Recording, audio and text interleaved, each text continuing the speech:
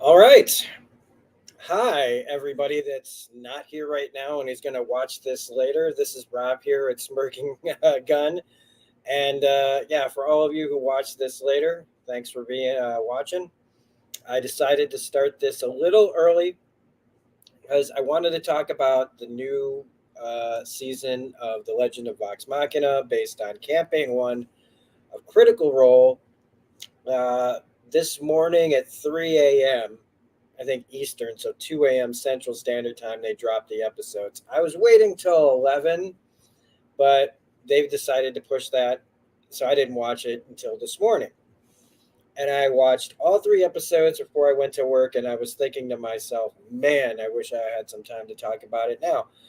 But that's why I decided to go on a little early, cram in my thoughts on Vox Machina Season 3 before we start talking about the Penguin Episode 2. This way I can, two birds, one stone. Me, this stone. Um, so if you know anything about my channel, if you've watched anything that I did a video a long time ago when Critical Role, hey Dev, uh, just came out. The Legend of Vox Machina came out. I had been trying to get into Critical Role for a little while, and I couldn't get there. I was having a hard time understanding the game. I wasn't there, and I'd considered D&D like a different level of nerddom that I wasn't sure I was gonna get into. Now, a few years later, I'm D&D up like all over the place. But it was the Legend of Vox Machina that just so happened to come out like right at the time, like really early in Campaign 3.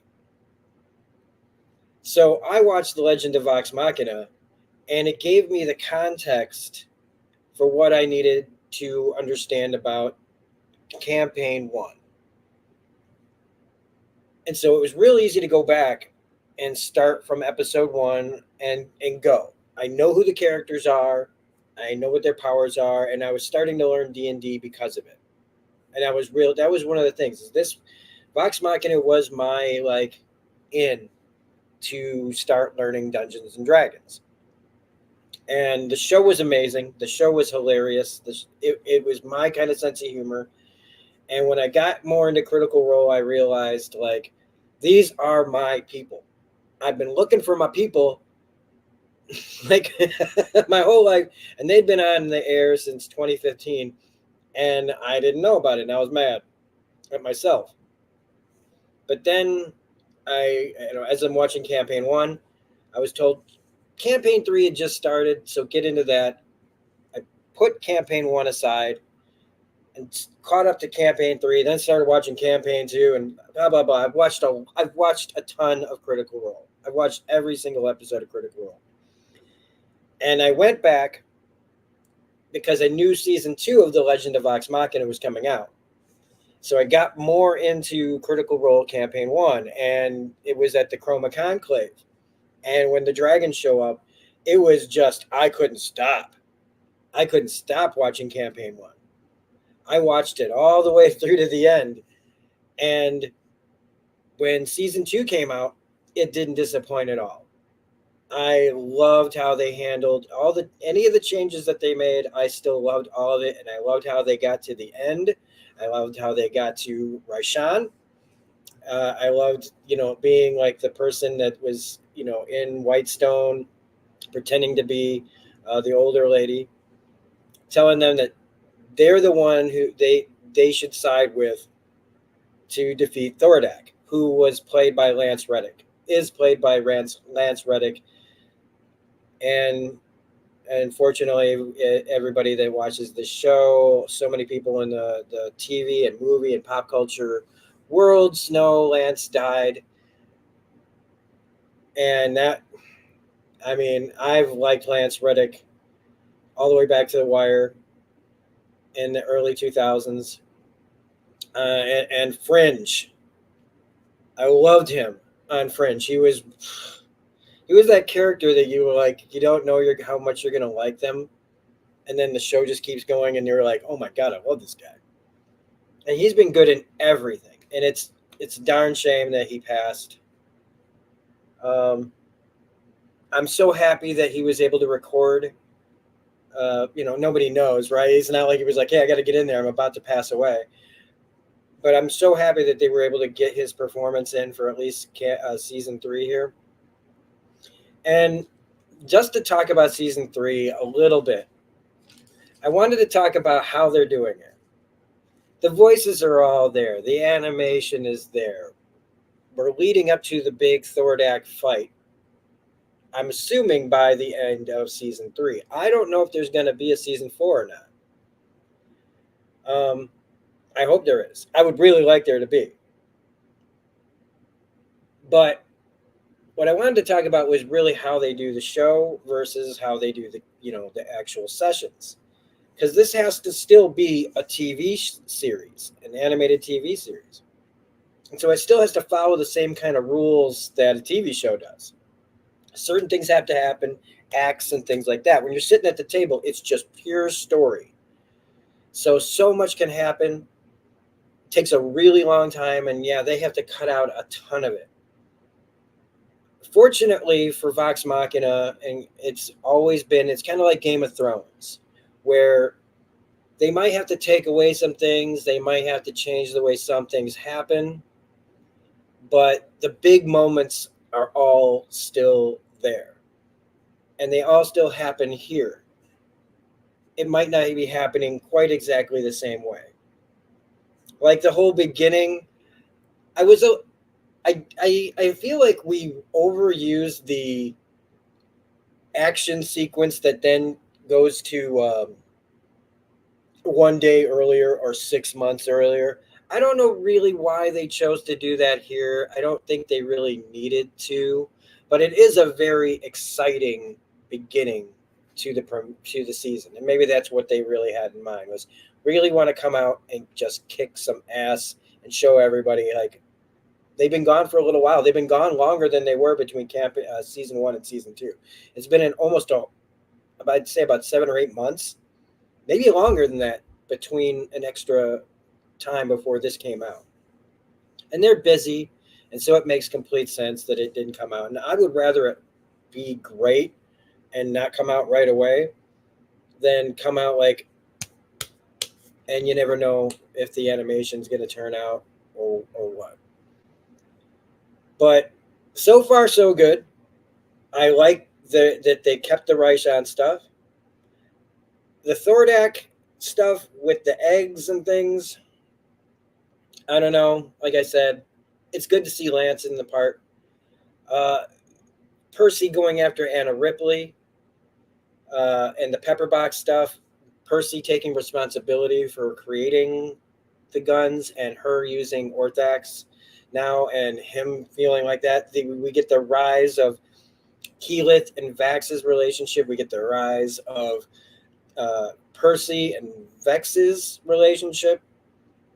We get more of Scanlan and his daughter's relationship. Now, will that lead to, because spoilers for all of Critical Role, but there's a moment that I think is probably going to happen this season that I don't want to spoil for anybody who hasn't watched the campaign. But I feel like the stuff between Scanlan and his daughter is going to lead to something, and I can't wait to see how they decide to do that.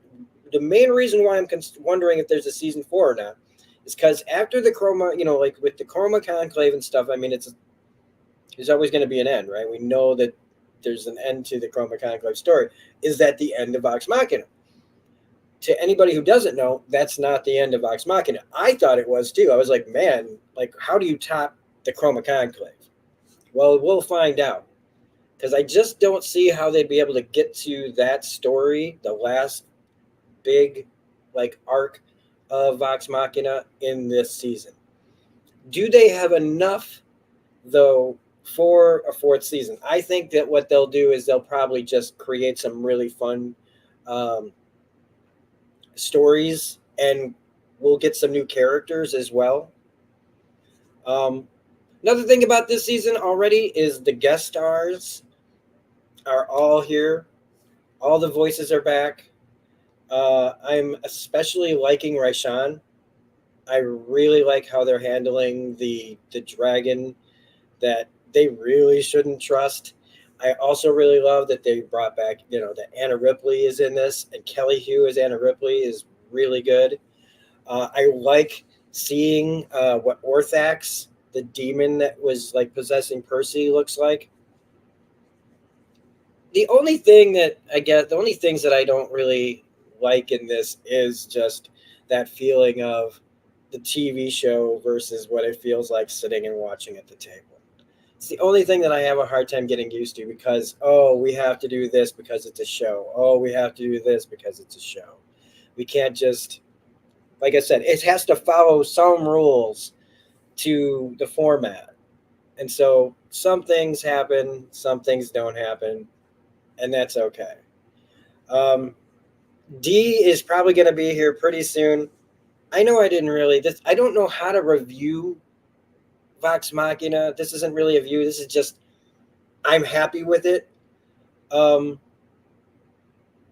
don't really know how to be unhappy with it because I feel like your average person's just watching this and going, oh, it's just fun action stuff. I do think that the scripts, the actual writing, is a little basic. Um, you don't have to have it's an action heavy show. It's an emotional heavy show. And it feels like they're not trying to, they don't want to isolate any of the audience by getting too heavy into the lore and things that are harder to understand for people who don't play Dungeons and Dragons. If they did that, all of us that play D&D will be like, ooh, whoa, yay, yay, yay. But like everything that you like, that's an IP, if they want to adapt it, they have to adapt it for everyone, usually. There's very few times, I think, where somebody took a chance and said, we're not going to cater to the people who don't know the source material. They always try to make it so that it's accessible to everybody. And I think that that's a really good move here on their part, even if some of us sitting at home are like, yeah. Like, do we really need this much of the romantic angles and things like that? No, but that's a TV show thing.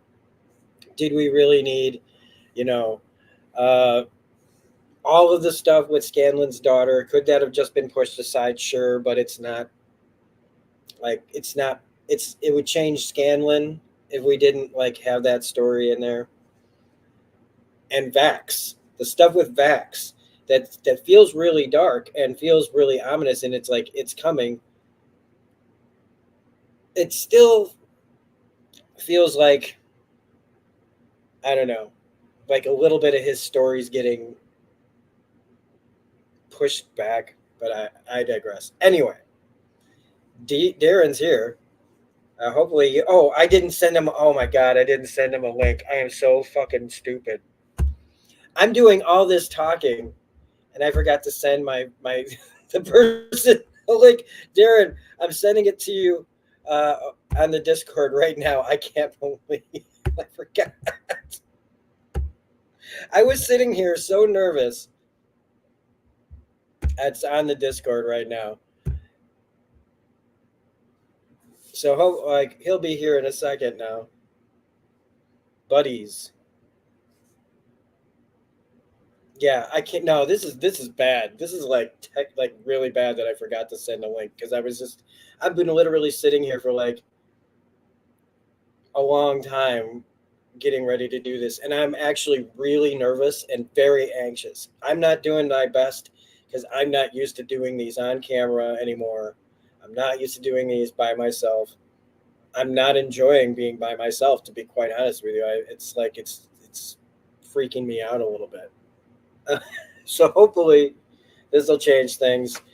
Darren will help me out, keep me grounded, because I've got all kinds of notes for the Penguin. So just bear with us for a second as he gets here.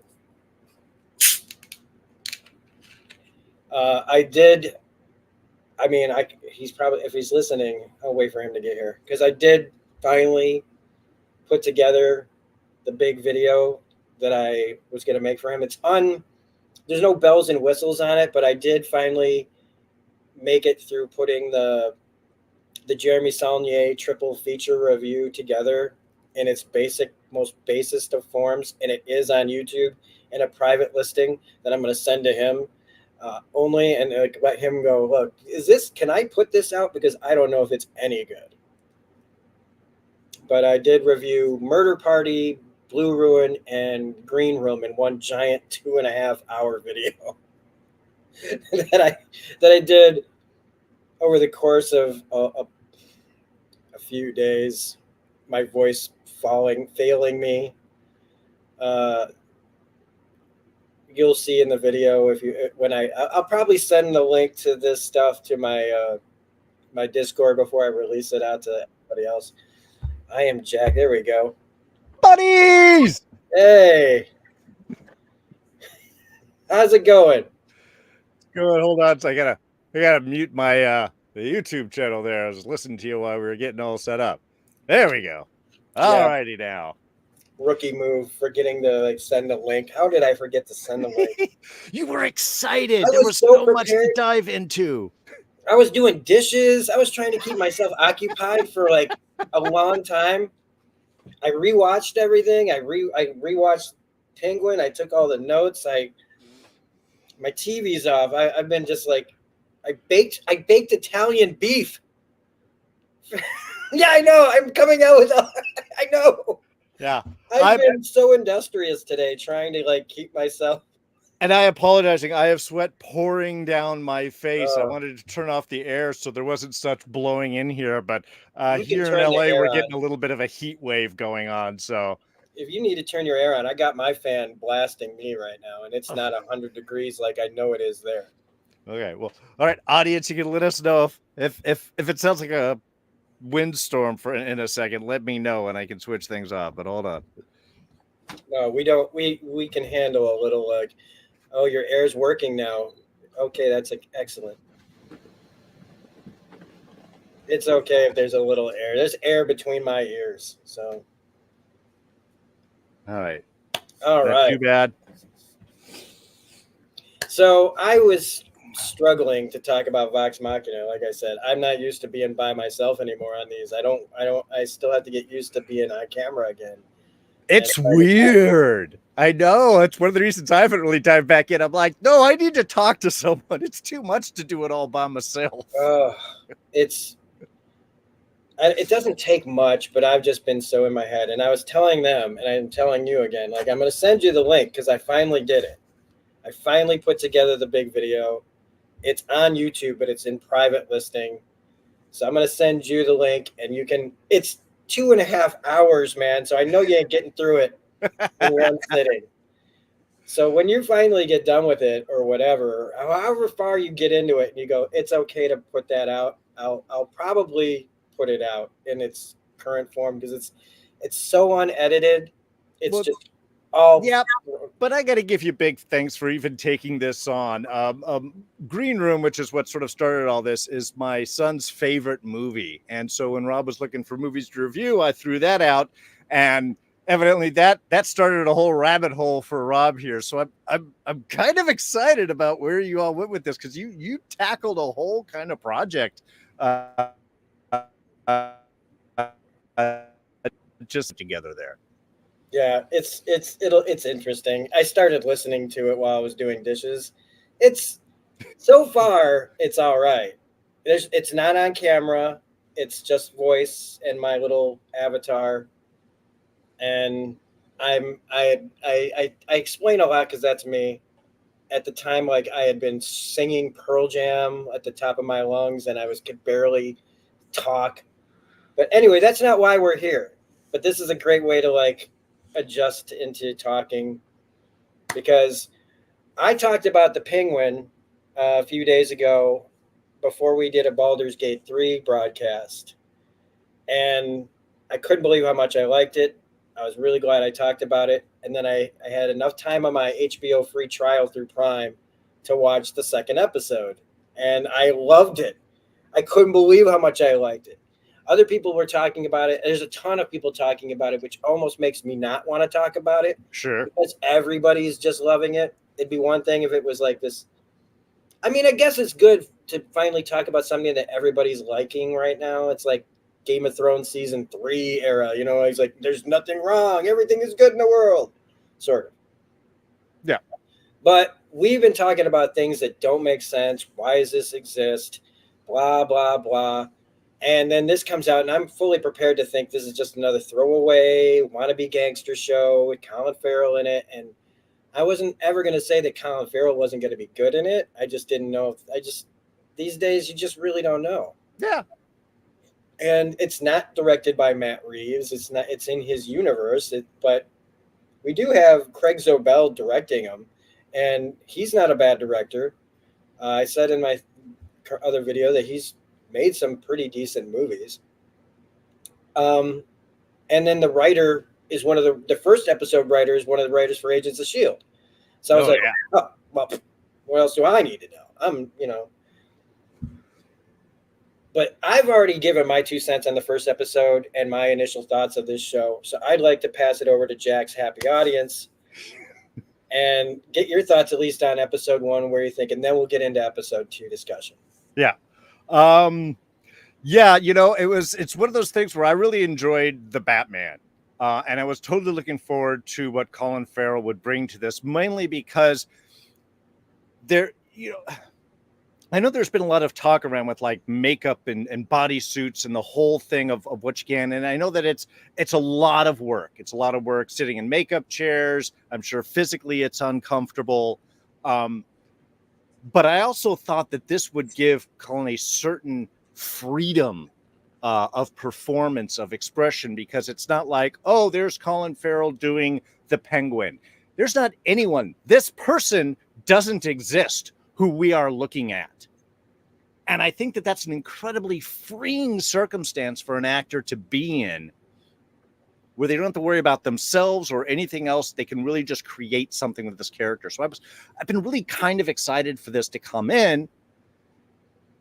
But yeah, we had a whole show talking about the problems with a lot of the streaming shows and especially the comic book properties and things like that.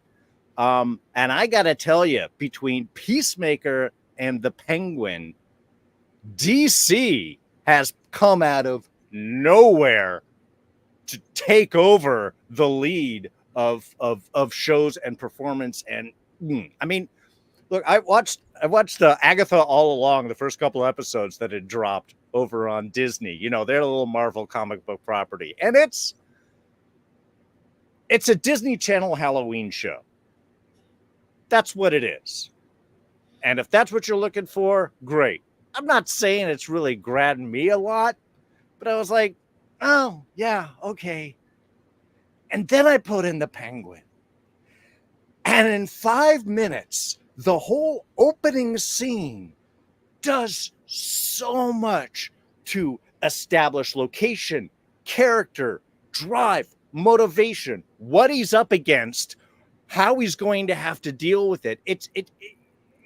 And it's so human. It's so real. It's like, look, I know this is a psychopath, but I'm in on the story. There, there's a humanness to it. There's a relatability to all those levels. And just throughout the episode, I literally ended up watching the show again about a week later, before the second episode dropped, because I've been watching other shows and I'm like, God, am I just an a-hole? Am I just like, I don't like anything? This isn't doing it for me. I don't like the characters. Their storylines aren't going. And then I watch this and I'm like, no. See, I totally appreciate this because it does everything that we were talking about. The characters are real. Everything they do totally makes sense for the character. Yep. The circumstances are not, don't feel created just to move the plot along. Things happen, characters have to react and respond and change things. I mean, he had to shift plans and motivations like 3, 4, 5 times in that first episode.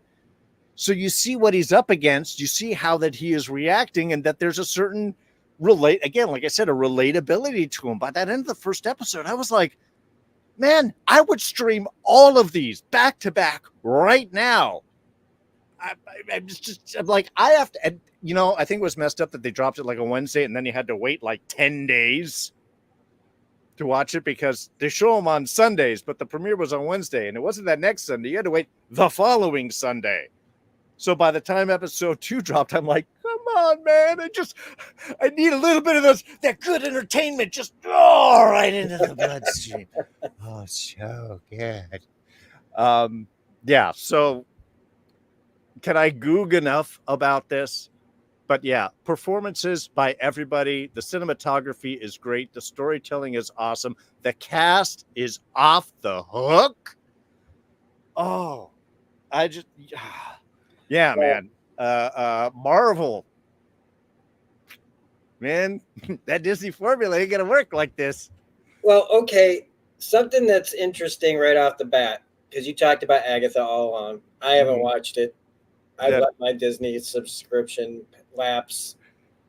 no As soon rush as I there. heard them bring up the possibility, them bringing it up, the possibility of Mephisto, Sure. I got so it can't be this show. They can't. It told me that if they do, they do not give a shit when anything happens, where everything happens, who shows up when. It's just like, oh, really? Because we've talked about how it would be like so hard to get the devil on a Disney show. Mm-hmm. So I was just like, eh. But I heard it's the first time they're finally using a showrunner. Well, it definitely has a better feel of a show. The parts are done in a more logical kind of chunk in storytelling. They're like a half hour little bits. It's the same guy that was behind WandaVision. So there's a feel and understanding about where they're going with. Again, does it still have ridiculous things? Is it plot driven and characters do stuff so the plot is going to be certified? Of course. Does it also have positive emotional moments? They can be going, and I hope they get through this. Sure. I mean, again, it's not a crap show, but again, it's just, except that this is a Disney Channel show. I'm not even saying like a Disney Plus streaming Marvel show. I'm saying literally it's a Disney Channel show. Yeah, and that And just says everything. yeah, look, I've sat with my mom and watched Hallmark movies and had a fair enough time. So, it's not like, that type of entertainment can't be worth spending your time with. But for this, like I said, it's just not the kind of storytelling and point of view that I, at my particular age and experience and expectations, want to see in the show. Penguin delivers that in spades, and I don't even really like gangster shows. Yeah. And I can't wait for the next thing to happen on this. So, well, I bring up the showrunners part because I mean, this looks like a movie. This feels like a movie. It's got everybody's acting in it is from movies, and yeah, streaming shows. But who isn't in a streaming show? The stigma of being in stream on a TV show has pretty much been put to bed because of how the quality that people know they can get from actors and actresses can be. right. Have like they can win awards and get acclaim from a TV show now. When it was like, if somebody showed up on your show, they'd usually get an Emmy for guest starring role or something like that. And it was like a throwaway thing. But that's gone now, and it still feels episodic. It has things that have to happen, and then the end of the episode feels like I'm not just saying cut, let's go to the next scene. We're about to start a next arc where Penguin episode 2 ends. It's like boom, we've done what we have to do here. Now's the next step, instead of turn the page and we're just in the next scene. Well, yeah, it is a chapter in the story that's being told. We're watching a 6-8 episode 8-chapter book, and each one is a full and complete chapter that tells a story and has a whole arc within it. They're not wasting our time. They are not. They are filling the full hour.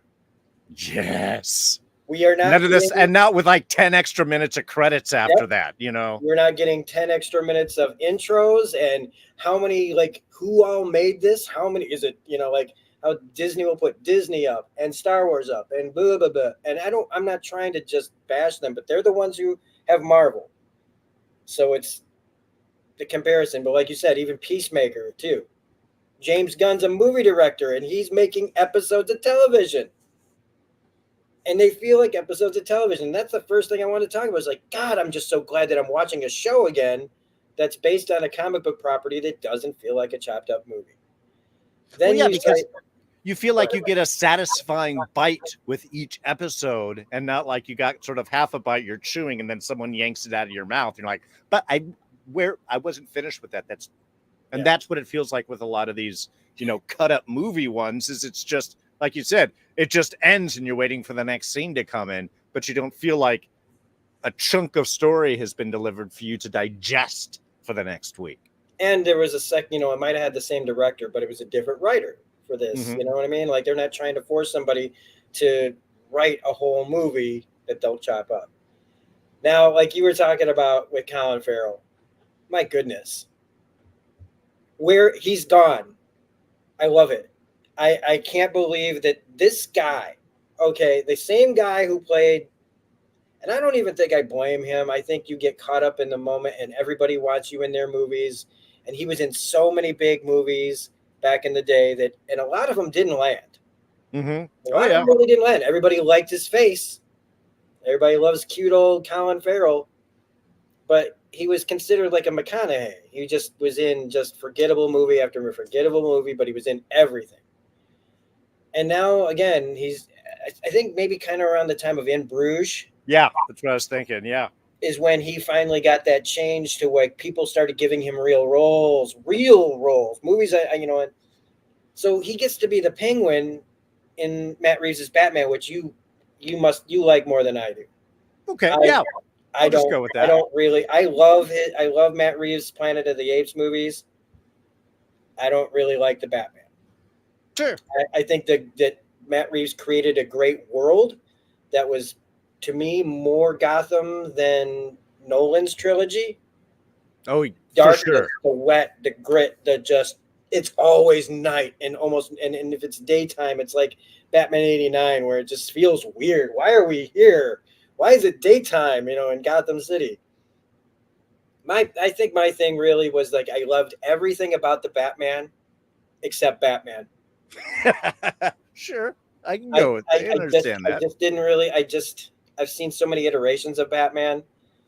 I just didn't like this one, and it's still like young Batman doing this, and it's just over and over and over. I just wish that Batman was more like 007, where we just have the world and we just recast Batman occasionally, like every few movies, or if they only want to do one, I don't care. But he disappears into this role. You wouldn't. He cares so. What I was trying to get to was that there's a lack of vanity on Colin Farrell's part in so many of his roles now. Oh yeah. Where a younger actor might not want to be portrayed or seen as a certain way, Colin Farrell has been going for it forever now, as the guy who cares about the work. If it's good for the character, he's going to do it. So I really respect that. And then, of course, you have this great cast behind him. And to really get into episode 2, we have to talk about Christina Milioti as Sophia Falcone, who is doing so good. Like, this girl has been around for a long time, man. She's been sexy baby on 30 Rock. She's been the mother. She was the first wife of Leo in Wolf of Wall Street. She's been everywhere. And she hasn't gotten, to me, maybe the other show that I talked about where she's plays Billy Magnuson's wife in an HBO Max series. That was a little bit of a departure, but this is a full-on departure. And we're getting the Gotham that I wanted in the Penguin with all the gangsters, and they're all being played by wonderful actors that are so good at playing these kind of guys. And she's like wiping the floor with everybody. There's so many good people in here that you're like, how do you like? Because I want to say Clancy Brown's the best part of this. No, he's just really, really good. You got Avasarala. I can say that name better than Yeah, I know. I was doing the same thing. I'm like, Shura, I'm got that going to too. ruin this. So I said that to my wife too. I was like, yeah, Shura, I did. Avasarala, that I could say. Alba in this. I was thinking Bullseye too. The first thing that I was thinking, I saw the chat, and hey, everybody, Bill and Dev. That's the one you go to. That or Alexander. But God, I get myself so sidetracked as we talk about this stuff. But yeah, I mean, again, the cast, everybody in here is amazing. And you're right. You go, wow, this person's great. Then the next one comes and you're like, wow, that's really good. Like, oh, even this little side role character is being, is great. Penguin's little sidekick guy, Victor, right? is doing an amazing, perfect job. Yeah, and it's normally a character I wouldn't like, but because of Penguin, like taking like pity on this guy, like seeing his stutter and everything else, and like taking him as a wing, and even though it is like still like really dark and messed up and very toxic, Mm-hmm. it's still like there's a part of me that's like I don't want him to like I want Penguin to be a thing in Gotham. I don't want him to just be the next villain in the Batman movie. No, want him like the background guy you always see. Yeah, Yeah. I want him in as a part of the movie. I don't want him to be the main villain until maybe the third movie, because I want this Penguin to have some time at the top, because this is his rise to the top. If they go to the next movie and he's just the bad guy and Batman beats him, no, he has to be a guy that's like a thorn in Batman's side, and like what he is here, the guy that they all wish they could kill, but they can't because he's always got leverage. He knows how to he can fake sincerity to the point where they don't even know how to deal with this guy, because he just has an answer for everything, and it's not forced writing. They put the situations that they let him get out of happen in a way that are believable. Oh yeah, you think he's getting, into that first episode, it's like, man, he's going out, he's getting taken out. What is possibly going to save him here? But you're right. It's one of those things that, and she even says this when she leads up. She's like, everyone's always underestimated you, Oz, but not me. I know what you're capable of. And that's exactly what Oswald's power is. And I think that was the great thing in that first scene setup when he's talking to Alberto and he's talking about the old gangster. And you can see it's like, that's really what he wants. He's not at this point aiming for the top or anything. He's like, look, I just want to do my thing, have the respect of the people around me, and be missed when I'm gone. And that's laughed at. And again, that's why he responds. But I think that's why with Victor, he sees that stutter. He's like, here's someone else that's on the bottom that also has, an issue. I got a club foot in my face and everything like that. He's got this stutter. He's got this thing that people aren't going to let him build on. But I know how useful that can be if it's aimed correctly, if it's taken care of, if it's moved. And then you meet his mom and you're just like, oh, this is why he's like, okay. And I like that they added that, because I know I think Carol Kane played played Oswald's mom in Gotham.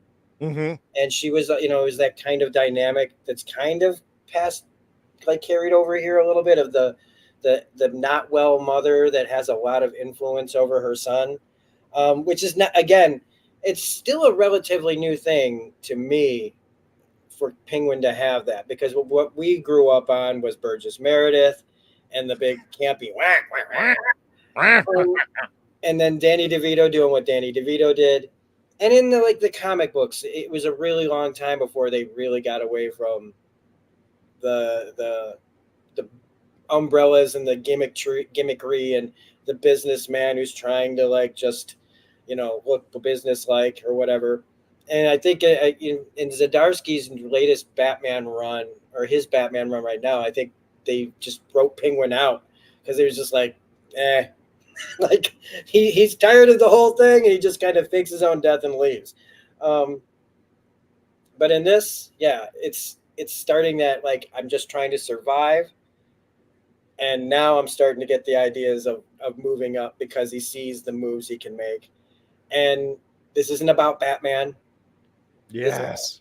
it's just set there, it's brought up. There's too many things going on in their world to care about what Batman's doing. I'm not even wondering what Batman's doing. I'm sure there's a whole bunch of people in the audience that just can't let that go. It's like, well, I wonder if Batman's going to show up in this episode. And it's like, no, man. If they did that, it would completely ruin what they're trying to do here.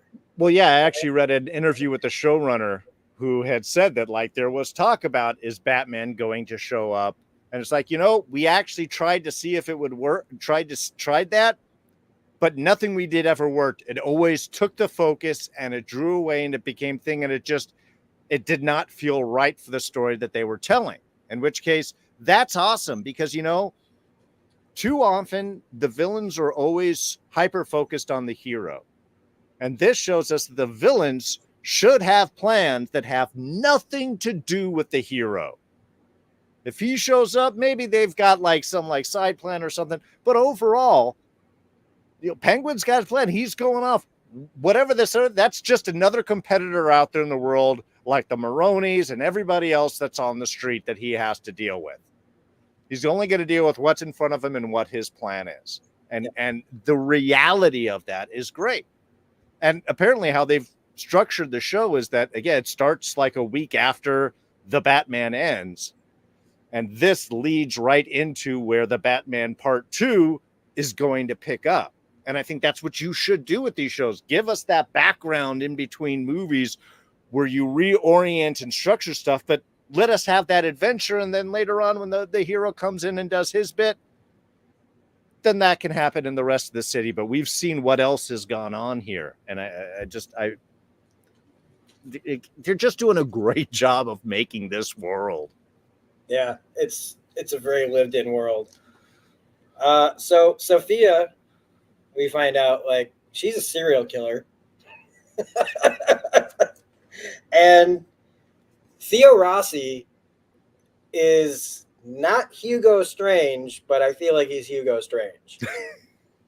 Even with the light show that he's putting on. And we get to see that like entering her mind of going into Arkham, this love for a brother that like we all can't stand him, but we understand her love for him.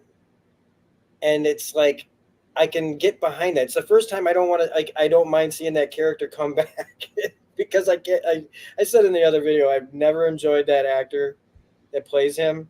Mm-hmm. Now I actually am enjoying it because it's important to Sophia's character, that impact that his death left. And so I'm really happy that they're doing that. I'm really happy that they're exploring her psychosis with this doctor. I want to know where they're going with it because, I mean, I think he's probably working. Here we are already. Here comes the stupid theory. Speculation time, folks. Speculation is that I think his real name is Hugo Strange, man. I think he's under a pseudonym. I even looked at, I was like, Julian Rush. I was trying to figure out how can I change those letters to make Hugo Strange somehow. I can't. But the hypnotherapy has got to be playing into something. They wouldn't put it there if it wasn't going to be something later. His manipulation of things, his manipulation of her, we don't know how much of it's there. And we also know that before the end of this episode, she's killing people again. But she's not killing women anymore. She's killing men. And I started asking myself, okay, so what are we going to find out? Like, are we going to find out why she started killing people? Why was she killing women? And then why did she stop? And why is she switching now to men? Is it because, like, her outlook at women was negative, like, as far as her environment was? Mm-hmm. And that now she's out and she's got men telling her what to do.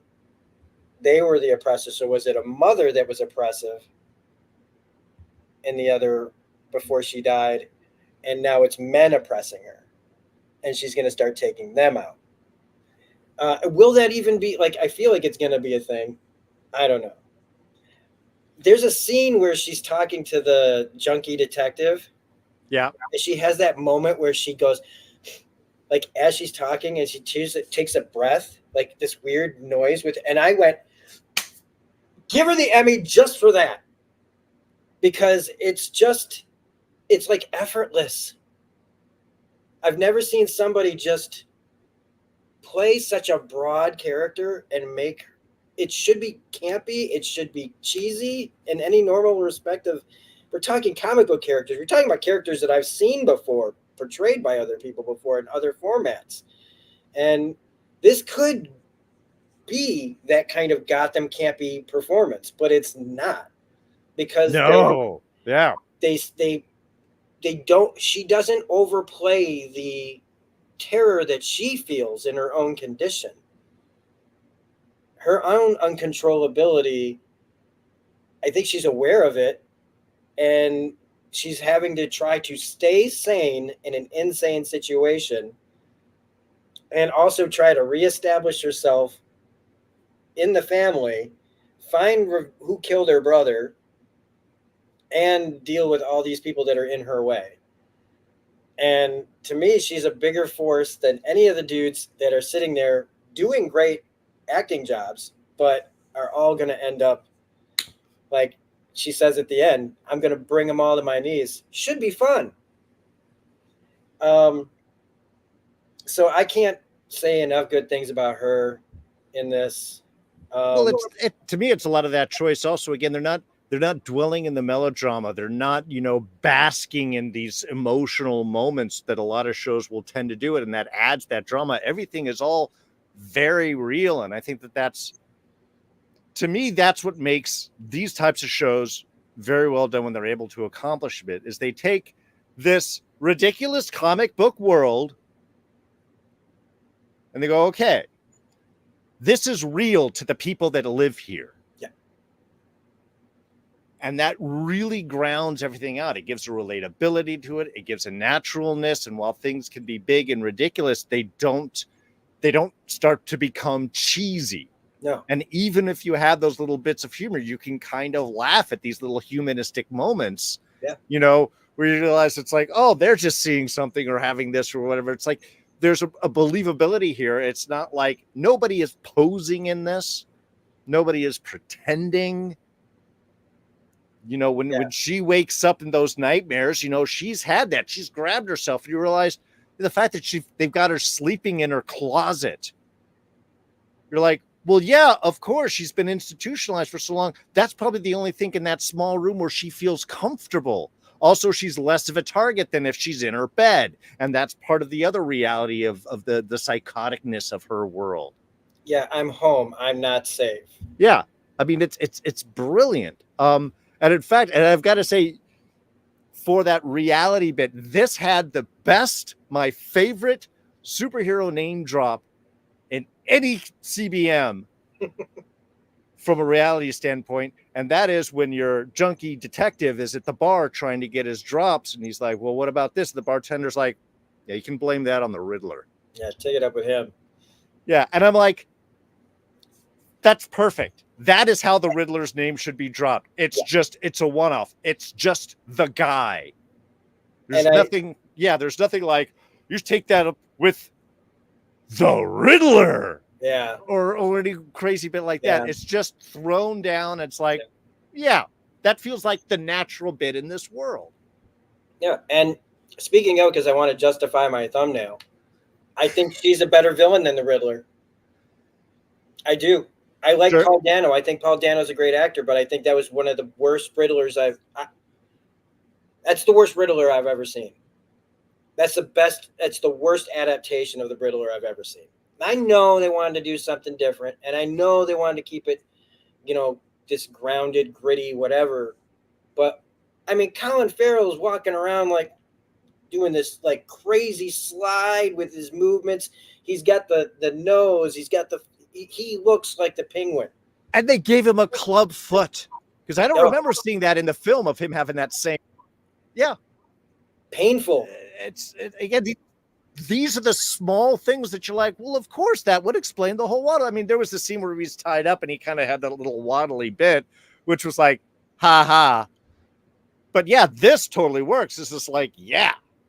So, I mean, I see what they were going with Paul Dano's Riddler. Again, I think I have a little bit of a better opinion. It worked a little more for me than I know that it worked for you. I know it's definitely a swing that they did with it because they're like, how are you going to make the Riddler a scary character? And they made a choice and they went with it and fine. And there's a few villain choices I probably don't entirely agree with Batman, the Batman either.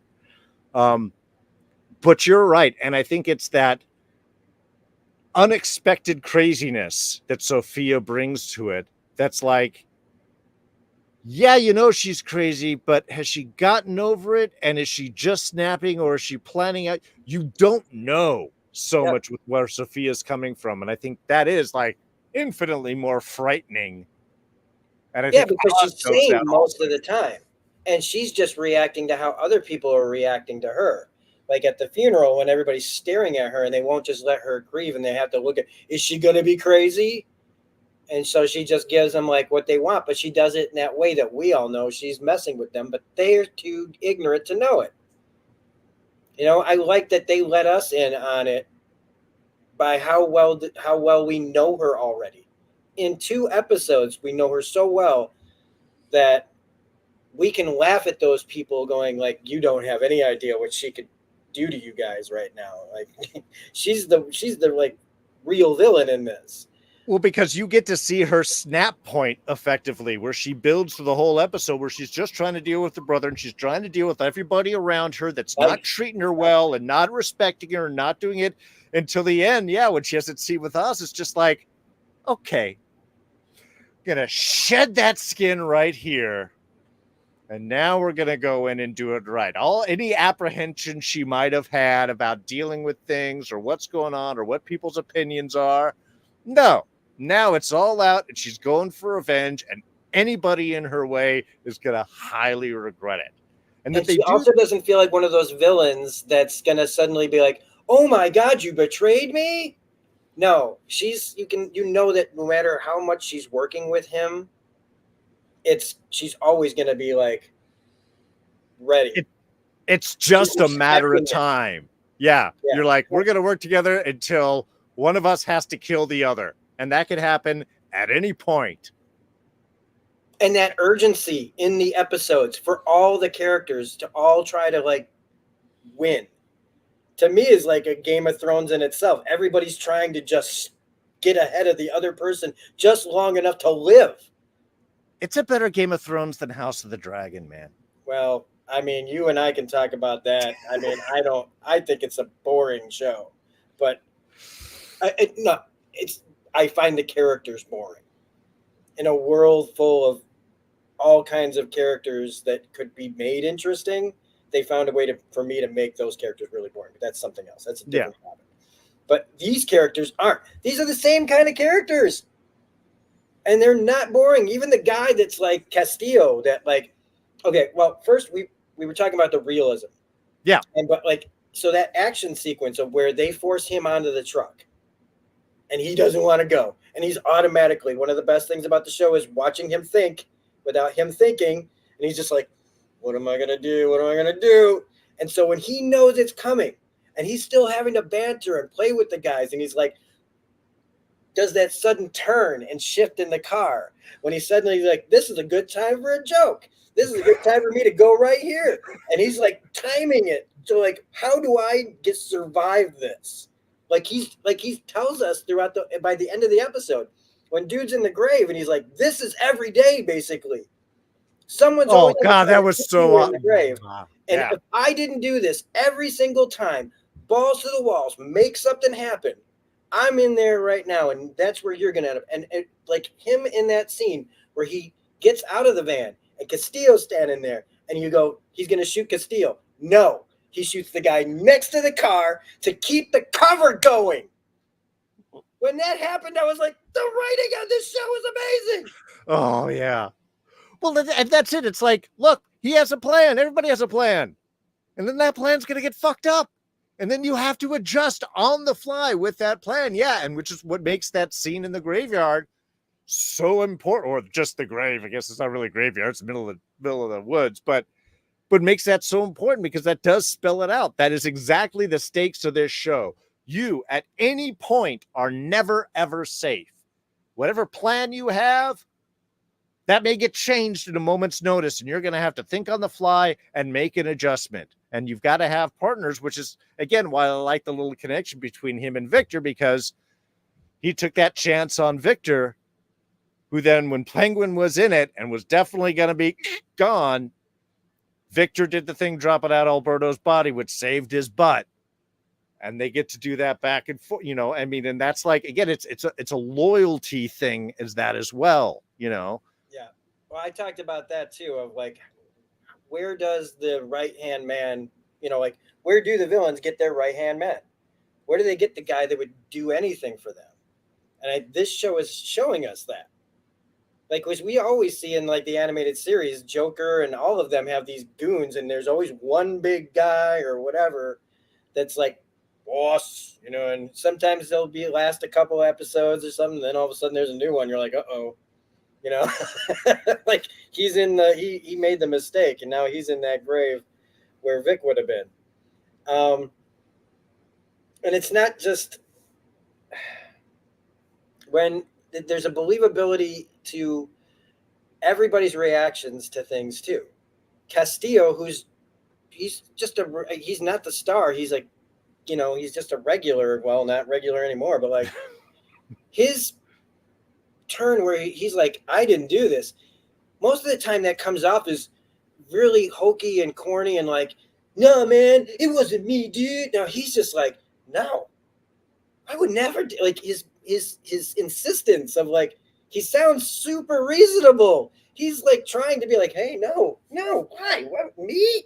Like, but not ever over the top about it. There's other people overreacting around him, and he gets the bullet.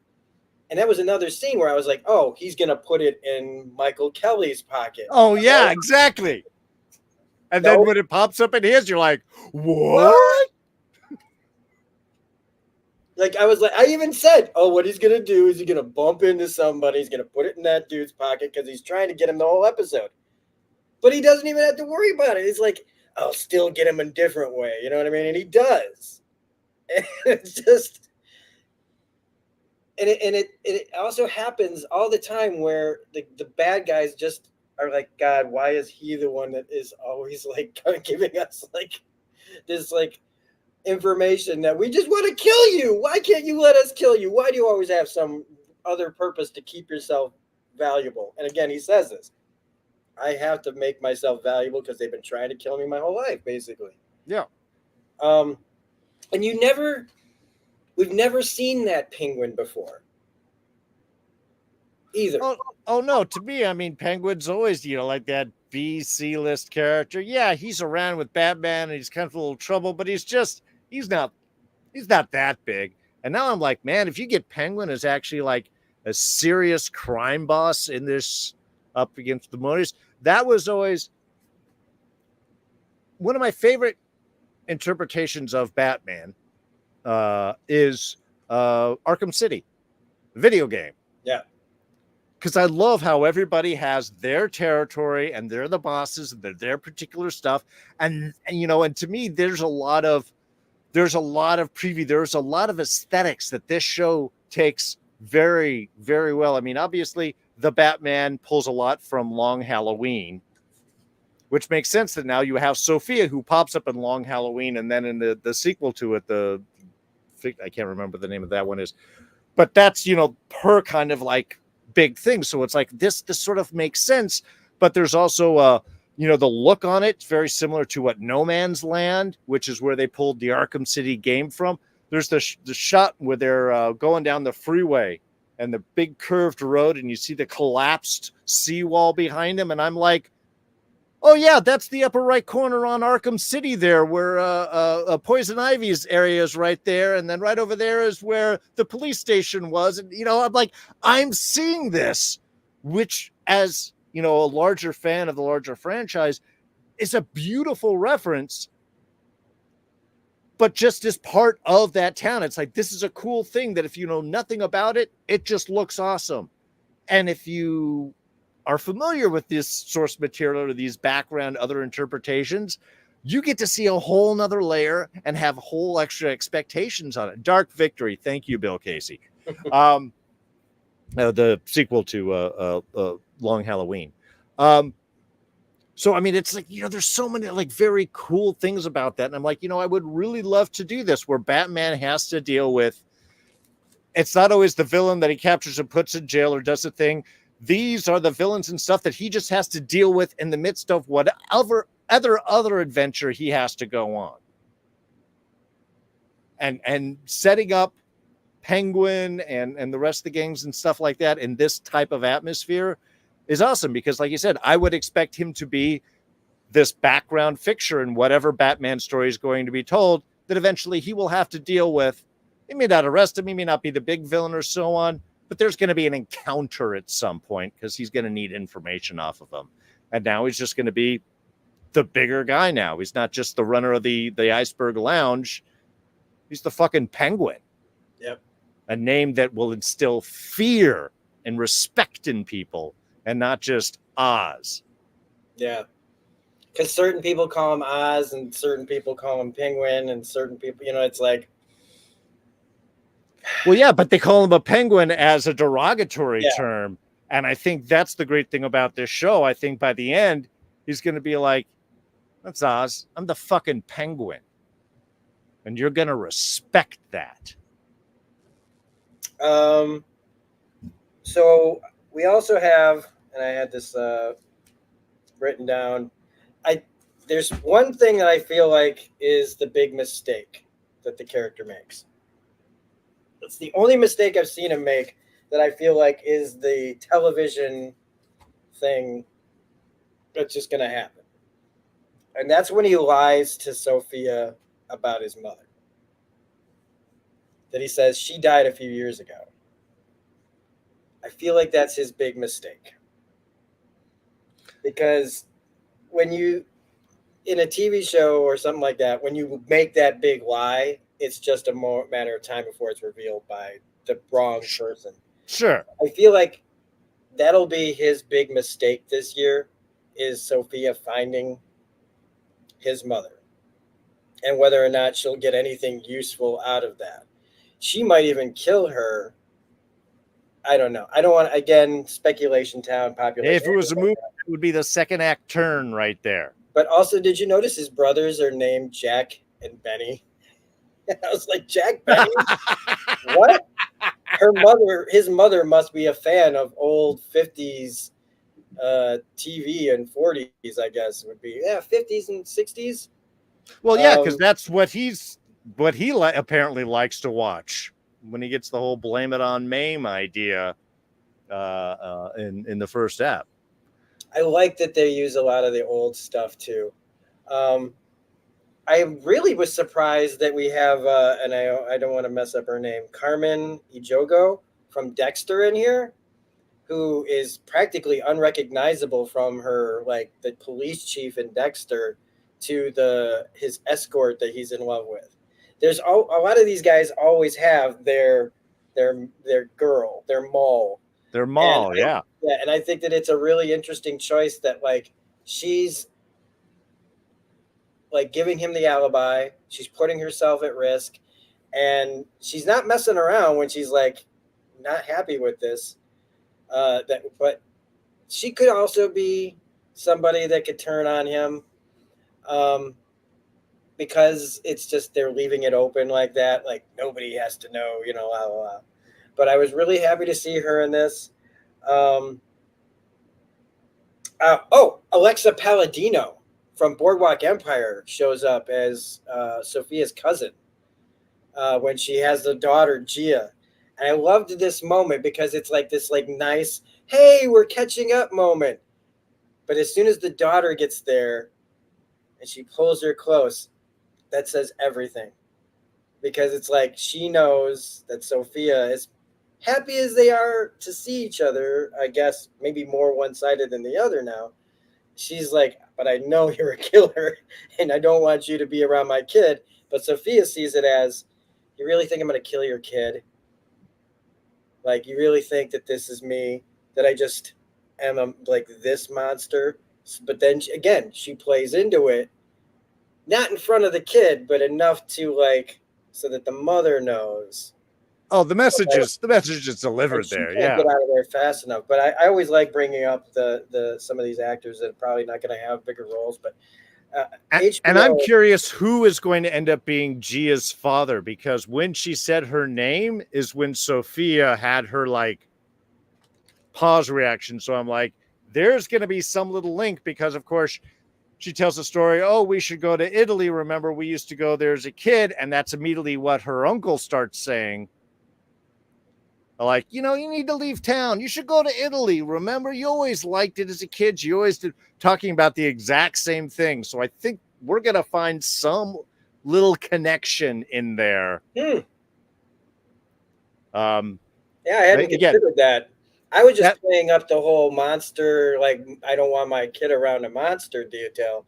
I hadn't thought that maybe Gia's parentage is going to play a larger role in this. That's interesting because the first thing I thought was, well, maybe she's her daughter, and when she was put away, she raised her, and then after that, it's just like, well, she's her daughter now. Yeah, well, and it could be something like that. But the minute she said her name, she was like, she had that pause, and then she was like, oh, and pulled in, like, Yeah. because you're right, it could be interpreted a few different ways. But I'm just curious because again, they mentioned the exact same place with the uncle later on, so I'm like, this is going to be another one of those things. But I guess it's the secrets, and it's like with Oz's mom, with Penguin's mom. I think that's the thing, because he always told Victor in the first episode, I never bring anyone here. So obviously, her being alive is a secret, something he's probably maintained because she is his only real weakness. Yeah. The only other person that he really cares for. So better that she is dead and no one knows about her. But you're right. It's going to come back up because he mentioned it to Sophia. And I think that's going to be probably that later turn. Again, would be second act, maybe early third. The junkie detective is probably going to find the mom. And then Oz is going to go, it's like, now you have taken away the one thing that kept me, at all restrained. Yeah, because we saw him, like, the way he kills the guy in the basement. And he's calm. He's even apologetic. Hey, I didn't want it to go this way, but you know what happens. And he pretty much puts his fist into the guy. Like, he doesn't just stab and start twisting. It's like, by the end of it, it's like he's in there. And he's still restrained. The look at his face is he's fine. And he just... calm, collective. He's relatable, but he's still a psycho. Yeah. So, like, if he actually... Because that's one of the things is, like, we've seen him get... Like, I mean, we've seen the Danny DeVito anger, and that's just kind of... Yeah. That's something else. But, like, the violence, we kind of saw, like, that energy in the first Batman movie when the car chasing, he's all, oh, yeah, come on. I think that was kind of, like, the first appearance of, like, the real Penguin, if he's, like, the like, the Penguin who... The unflappable? Yeah, unflappable most of the time. And I hope that we get to finally see that aspect of him before the end of the series. I don't want there to be a second season, by the way. There was talk that he wasn't going to come back for a second season. I'm like, if you do it right, don't do a second season. This is just a bridge. I would think that this could be a trend, though, that they could develop with other characters that they introduce in Matt Reeves' universe. With other characters that have other villains that haven't gotten, the more fleshed out treatment, because that's one of the great things about Batman's Rogues Gallery is, like, we all know them, but most people don't. Right. And unless you're really familiar with, like, comic book lore, which also gets rewritten all the time, this is a real good chance to show real motivation for a character so that by the time you get him in another movie, you don't have to sit there going, well, I didn't really know the guy.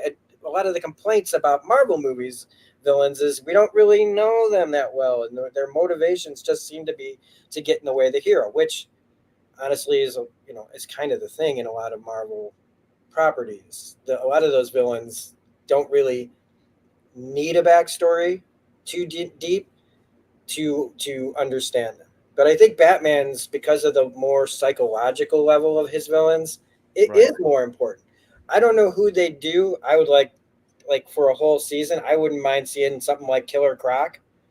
Um, well, the reason I say that is because if we stick with the kind of outcast character, the person who's been like usually shunned or feared, like where did he come from? How did he become that?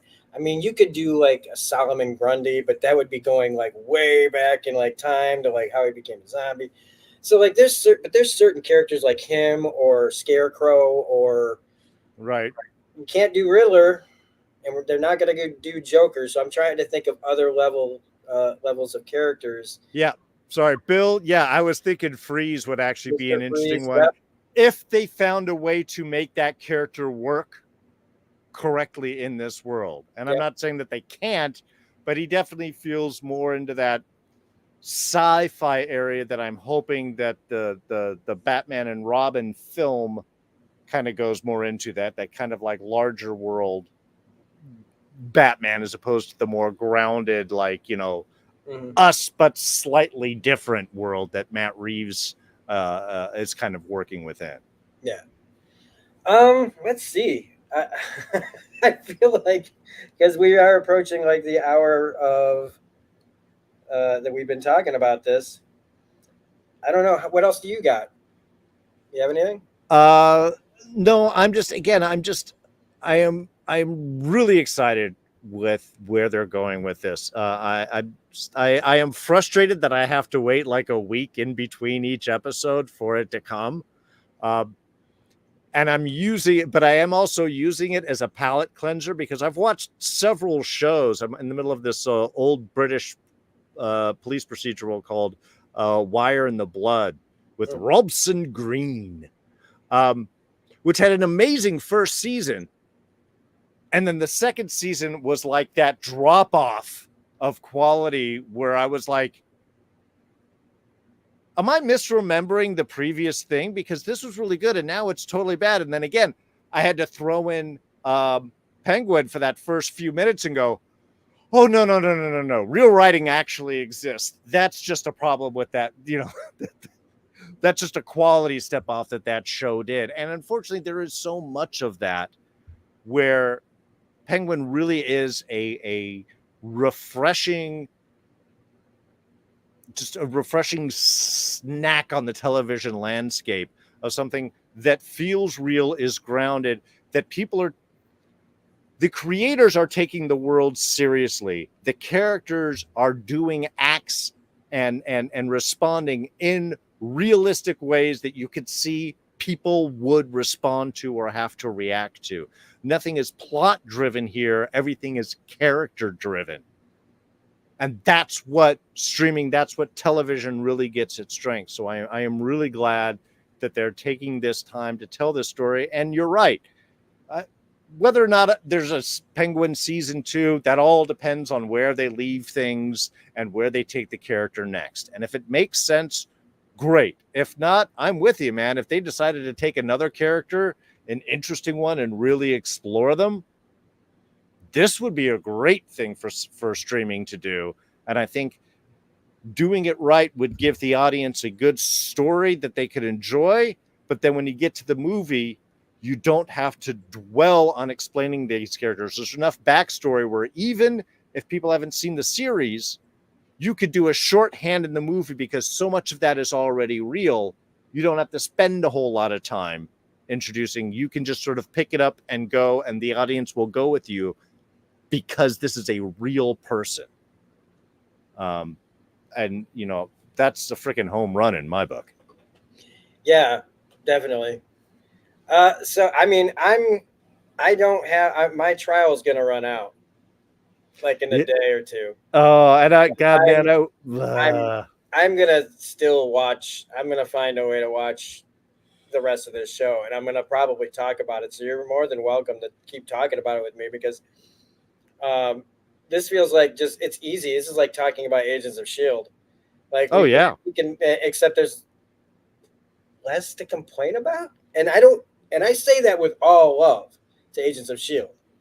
Oh no, I mean, again, they've got less than half the episodes this season that they have to do, so they can really have a meaty, chunky story and direct.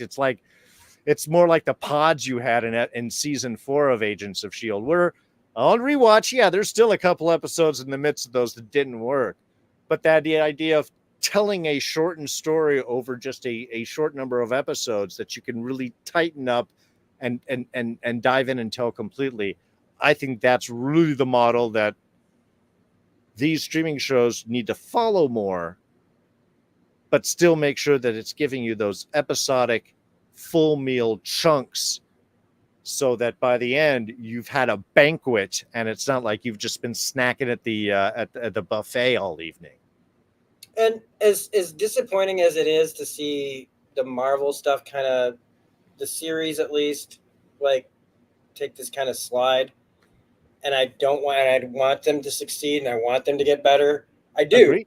But like right now, even if that's not something I'm glad that DC's starting to show signs of real life and a reason to tune in because I've never really gotten into their comics.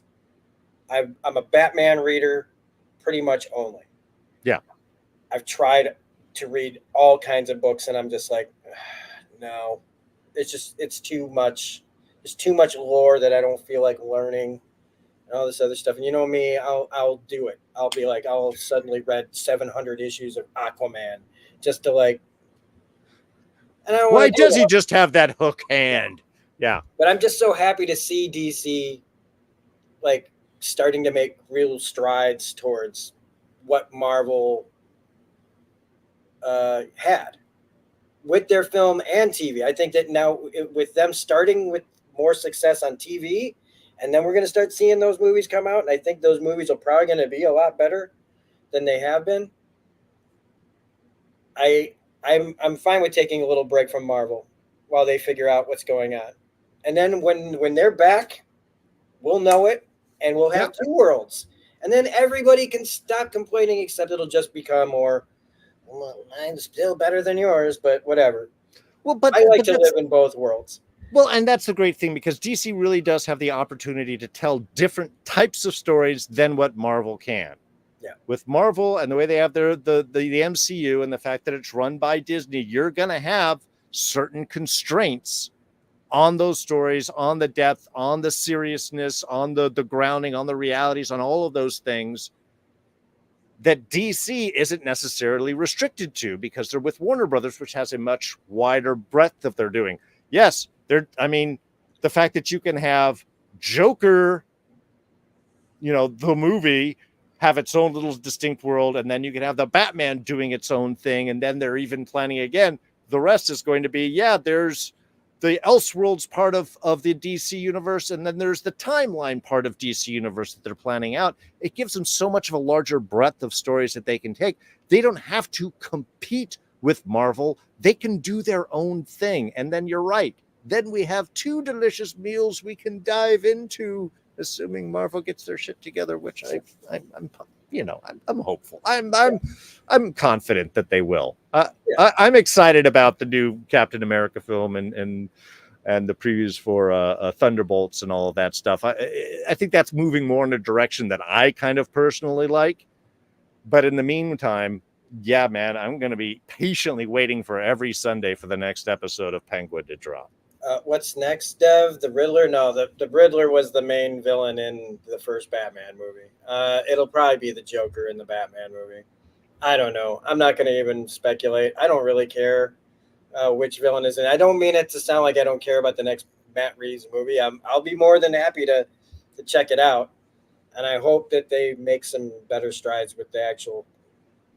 In my initial review, I said that the parts where he was Batman, I actually liked. But it was like on other watches, I was like, no, I don't even like that.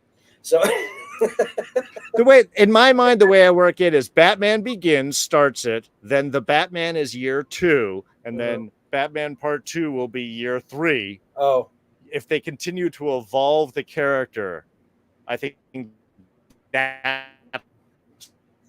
what will really work. If Batman stays too static, I think that's going to be very uninteresting.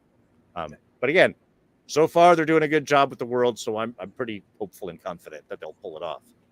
all right. Well, that will pretty much do it for us. I know what I'm doing most of my time. I'm working a lot, and then I play Baldur's Gate 3 and other games on my channel, and occasionally make a video like this.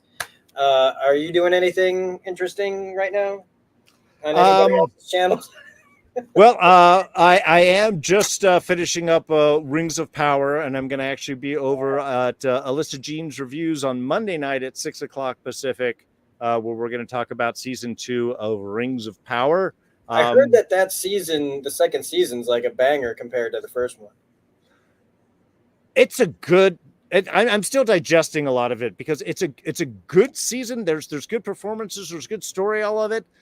The problem that the real limitation that's hit with me often is it doesn't really grab me in the same way. The characters haven't really grabbed me in that same way where I'm like really looking forward to the next thing.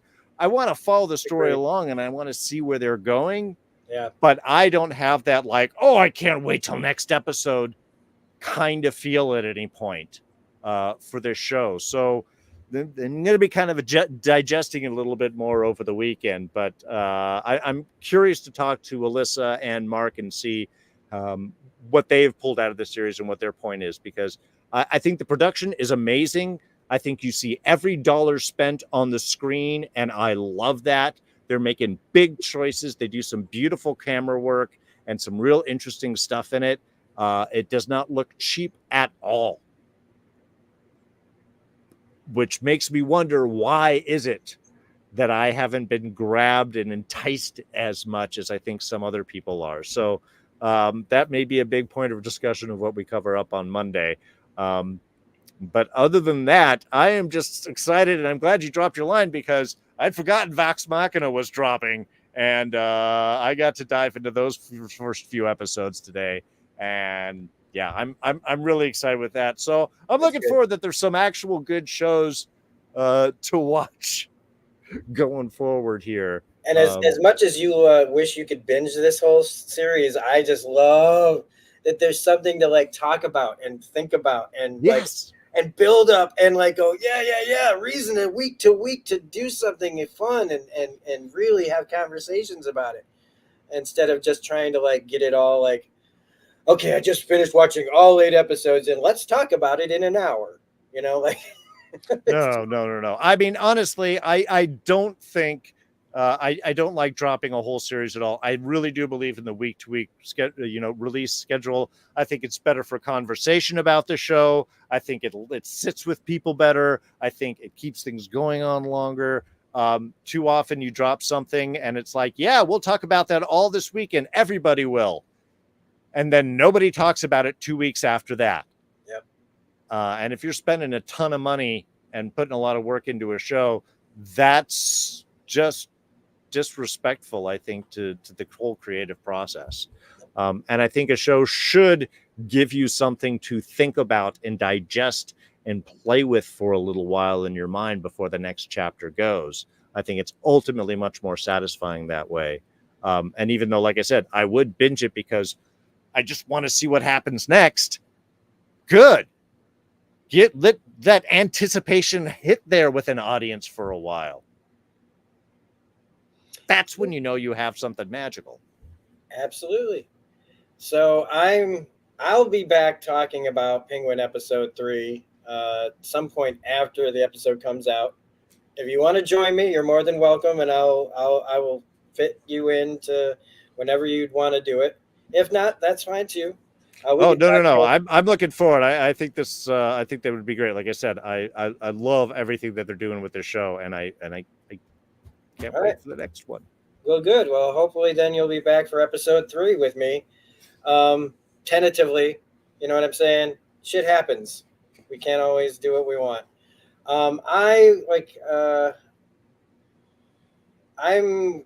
I'm just doing what I'm doing. I already said I'm playing games. I'm doing this. I'm working a lot. I'm working very, very hard. Every once in a while, I get to go see a show I've been waiting for my whole life to go see. And then that's about it, you know? Oh, yeah, check out those soul carving videos I posted on my channel from the Riviera. Those were, oh, I'm standing there with my phone up in the air. I'm watching other people's videos going, that's where I am. I'm in that spot right there. See? I can see myself jumping up and down. So check out soul carving videos from the Riviera in Chicago. You'll probably see me with my hands up in the air singing basically every word to every song. So that's where we're going to leave it. Thanks so much, everybody who watches this in the future, and Dev and Bill, of course, being here and helping out with the chat. Darren rescuing me from having to do this on my own, and hopefully we'll be back talking together about these and other things as well on this channel as we go forward. And that's about it. Have a great day, everybody, and I'll see you on the next video. Bye. Bye.